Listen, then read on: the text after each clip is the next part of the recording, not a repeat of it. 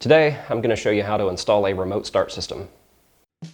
How to wire to video, how to make your own, how to make your own hardtop cart, how to change the oil, how to fix taillight problems, how to install, how to do a complete tune-up. I'm going to show you how to do that. Like I said, we're going to do a remote start system. This is going to go on Project Renegade, which is a 2005 Jeep Liberty. The company that sent this is called My Pushcart, or MPC. They sent this out to me to install. This is the system that will allow you to use your factory, key fob, your lock and unlock thing. Very similar to the system that we installed on Project Dirty Willy. So we'll be able to use our factory, key and everything to do the remote start. They have multiple different kits that you can get to have their separate button and all of that stuff. But I wanted to install the one that uses the OEM key fob. So let's take this over to the bench and see what's in the box. As soon as you open it, you get a stop warning. This basically says that you will need a tip sheet, is what they call it. So you'll go onto the My Pushcart website and you'll have to enter your invoice number, and you'll get a set of vehicle specific instructions like I've already done here.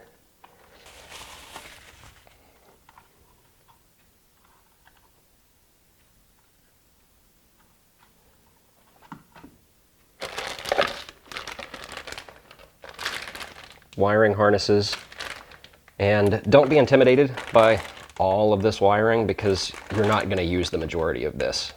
It's just where these kits are made to work with multiple vehicles. You'll have all this different wiring, but like I said, most of it won't get used. And then you have a Fortin data interface. If you remember, we did an install video of a remote start on Project Dirty Willy, which is the Jeep Wrangler, and it was a plug-and-play Fortin style system that worked with the OEM remote.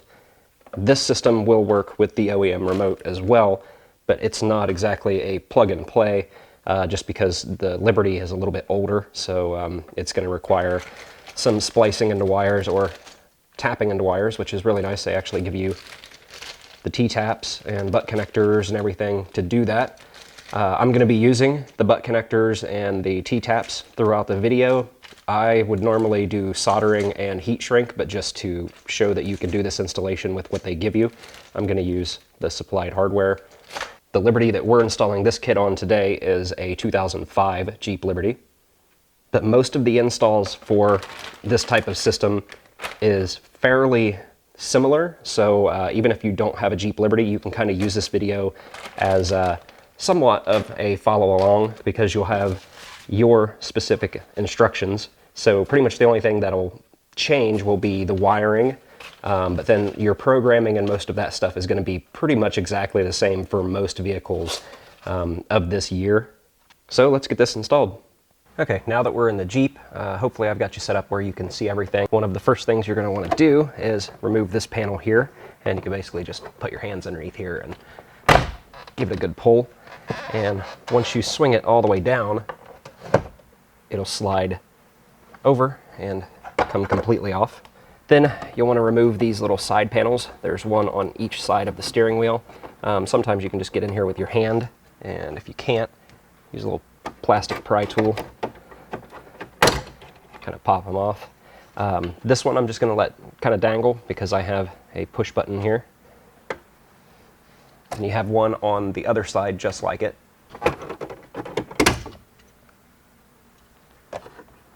After you've got those removed, now you'll have access to 4 7mm bolts. There's 2 here and then 2 more on the other side.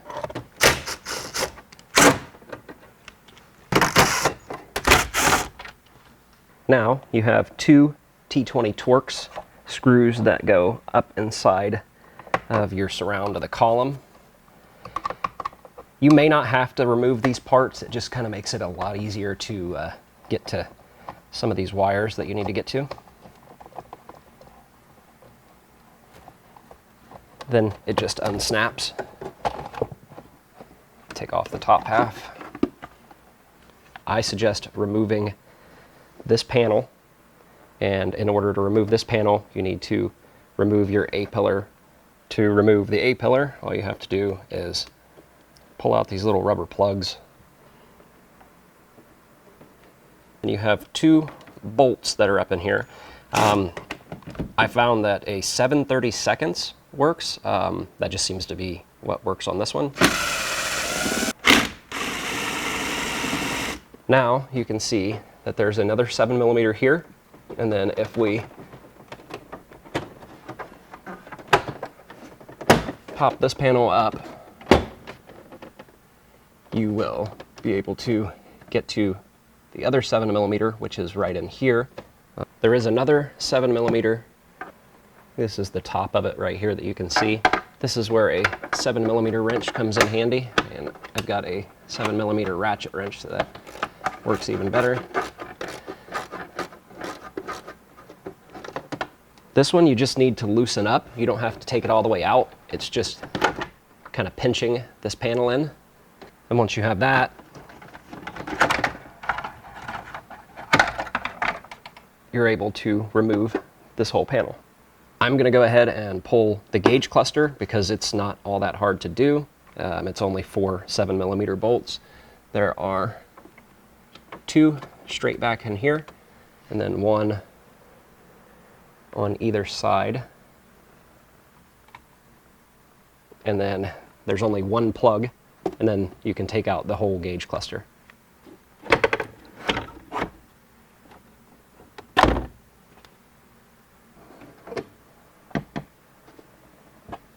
Now you can see you have access to pretty much anything you want back inside here. Like I said, this isn't a necessary step, but it does make things a lot easier when you're able to get, you know, your whole arm and stuff down inside here. Now we're going to take our vehicle specific instructions and find all of the wiring that we need. You can see that I've got these checked off because I've already located them. So over here by the key, you can see your ignition here, and then this harness back here. We have our 14-pin connector from the bypass module, and we're actually only using 4 wires out of it, which is the yellow with the black stripe, purple, and pink.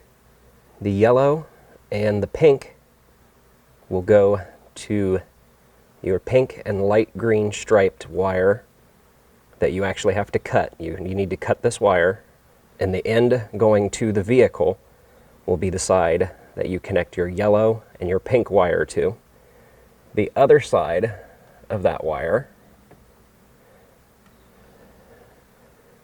that goes to the key will connect to the yellow and black wire, and then your purple wire needs to connect to your white and purple wire on this harness as well. This is the data wire, I believe is what it's called.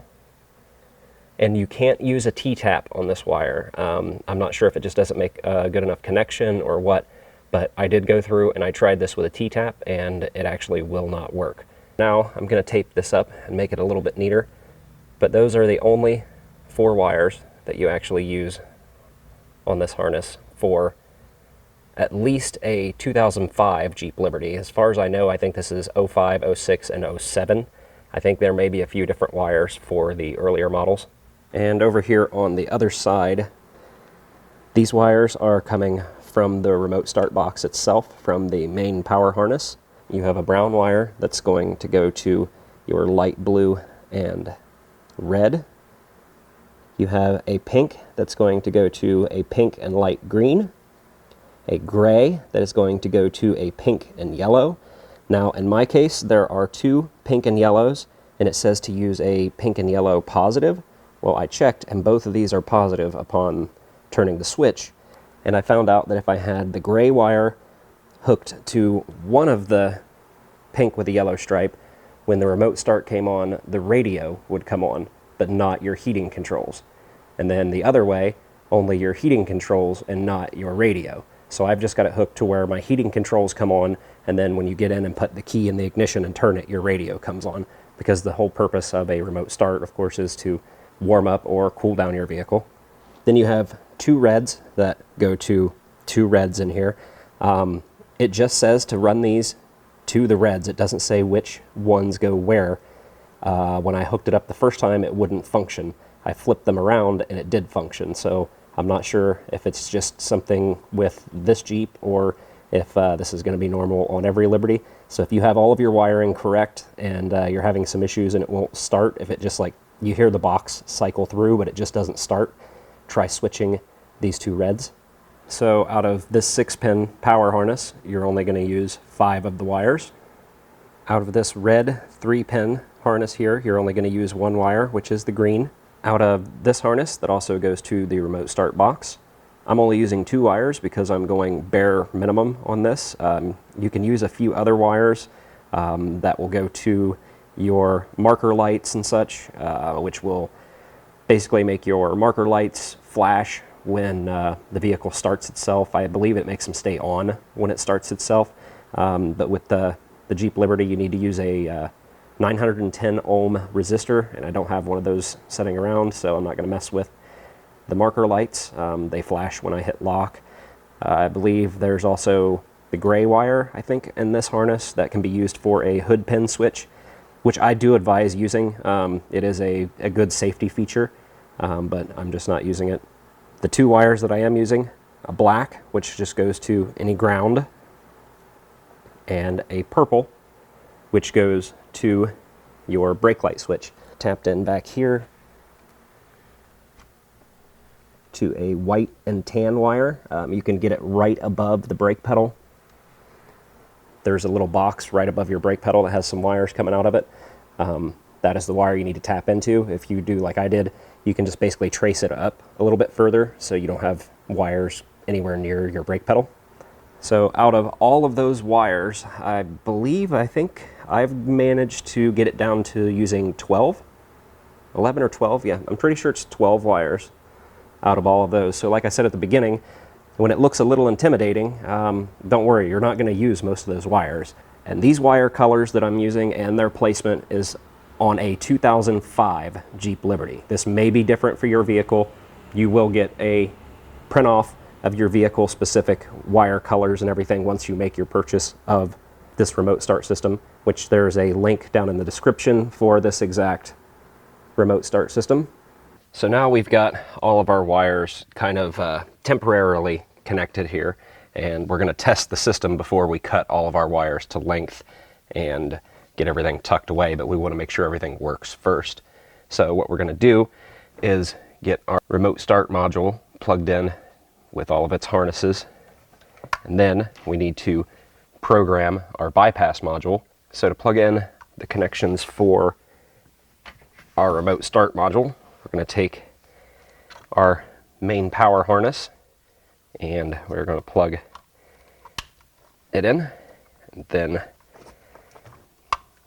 our other harness here, get it plugged in as well.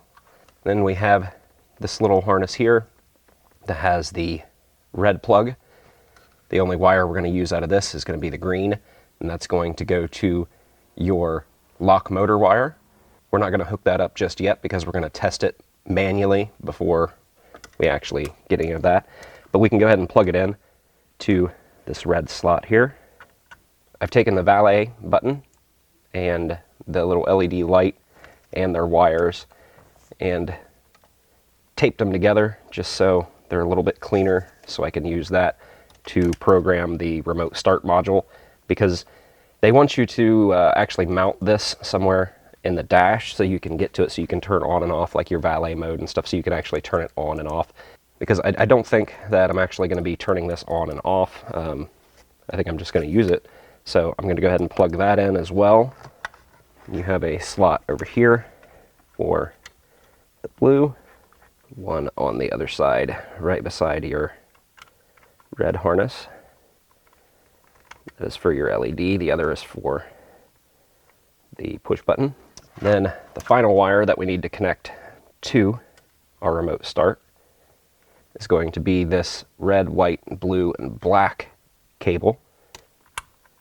And that is going to plug in right over here on the same side as your red harness and your LED plug. And then we take the other end of the red, white, and blue harness, and we're going to get ready to program our bypass module. I'm going to push in and hold the program button, plug in this harness. You can see that the light's on. I'm going to let go of the program button. We're going to plug in our 14-pin harness and then turn the key to the on position. And just like that, it programmed that quick. Now our bypass module is programmed. We can turn the key back off. And we should be ready to go. Now we need to program the remote start itself. What we need to do is turn the key on, and then within 5 seconds of turning on the key, we need to hit the valet switch 5 times. You should hear 5 clicks from the actual remote start itself. When you're done hearing the clicks coming from the remote start box itself, which I've got setting down here, you may be able to hear the clicks, I'm not sure. And then within 10 seconds of when the clicking and stuff stops, you need to press the valet switch 17 times. It'll click every time you hit the button, and then hit the brake pedal 1 time. And what that'll do is that'll change option number 17 to a 3 pulse value, which means you have to hit your lock button 3 times for the remote start to come on. You should hear 1 click come from the module if it actually programmed itself, and then you need to turn the key back off, or you could just wait 10 seconds and it should go out of programming mode by itself.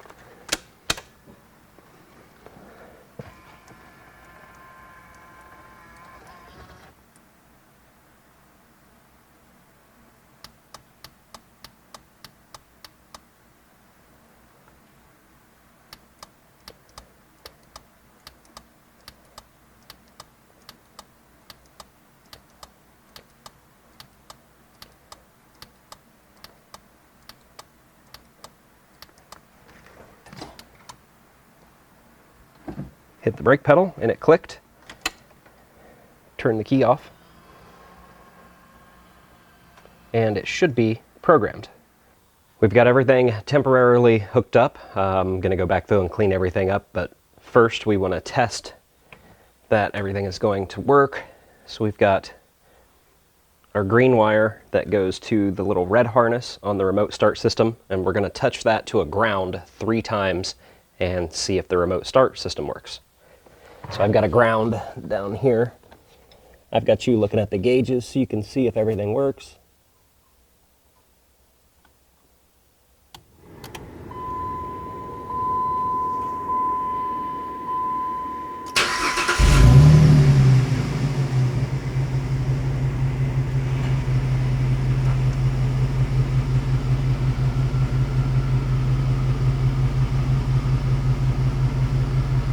And as you can tell, it all works. And if I reach in here and press the brake pedal,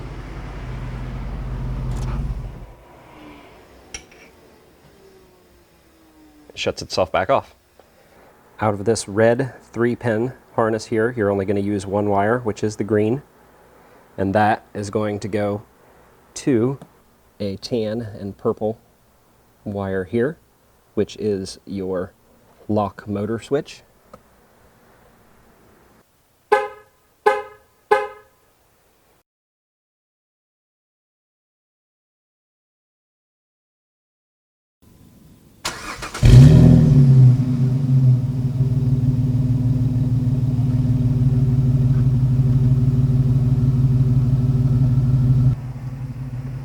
And unlock. You can see I've got a little camera sitting there looking at the gauges. But if you can see down in here, I hit the brake and it shuts it off. So yeah, hopefully this video helped you out, and hopefully it will help you in your decision if you plan on doing a remote start this winter or this, fall, spring, whenever, because you can use it for AC too, as well as just heat. A lot of people think you can only use it during the winter, but you can use it for your air conditioning as well. Make sure to check out the Rocky X TV Facebook and Patreon pages. The links to those are in the description, along with the link to this remote start system and my pushcarts website. So if you came across this and you're not one of my subscribers, make sure to go into my channel, check out a couple videos. I've got all kinds of different stuff in there. So if you find a video that you like, hit the like button. If you have something to say, leave it down in the comments. And if you find a couple videos that you like, don't forget to subscribe to my channel.